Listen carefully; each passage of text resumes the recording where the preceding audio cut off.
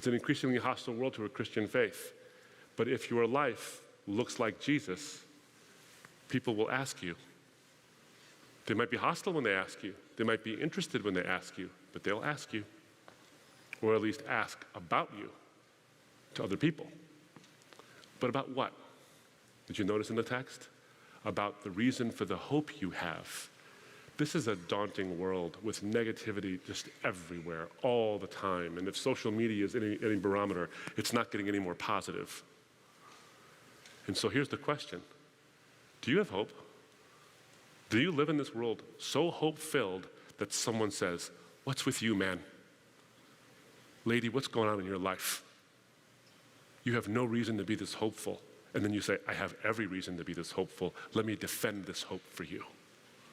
You can defend science and faith and how they mesh together really well. You can defend the veracity of the scriptures. You can defend the theologies of the Trinity and the incarnation and the cross, and you should. Those are wonderful. But what they lead is not to a set of intellectual truths that you simply assent to. All those truths lead to a hope you can live by.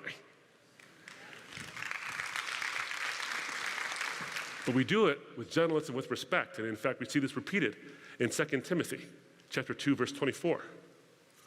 The Lord's bondservant must not be quarrelsome, but be kind to all. All. That's hard. Able to teach, patient when wronged. That's hard.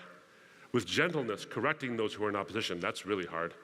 If perhaps God may grant them repentance leading to the knowledge of the truth. That's not my responsibility. Thank God, that's God's responsibility. But the other parts are mine.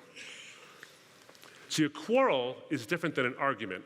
I can engage in an argument with somebody and actually have it be completely cordial. Completely cordial. An argument is simply a set of premises or a set of principles that, if logically linked together, lead to a conclusion that is true. That's what an argument is. You provide a set of ideas, and if they're logically linked and if they're true, they lead to a valid conclusion. That's an argument.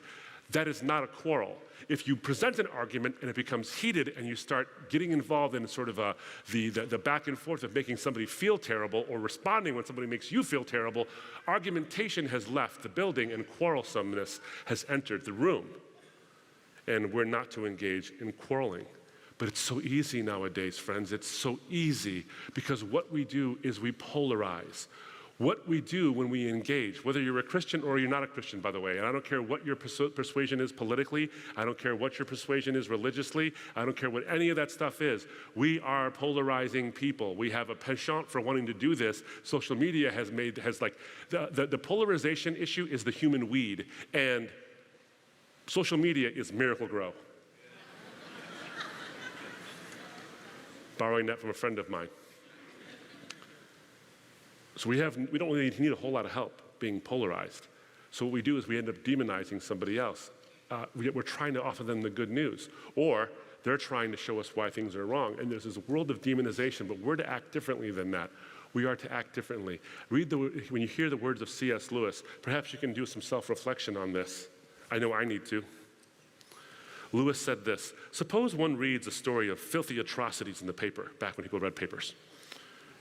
Then suppose that something turns up suggesting that the story might not be quite true or not quite so bad as it was made out.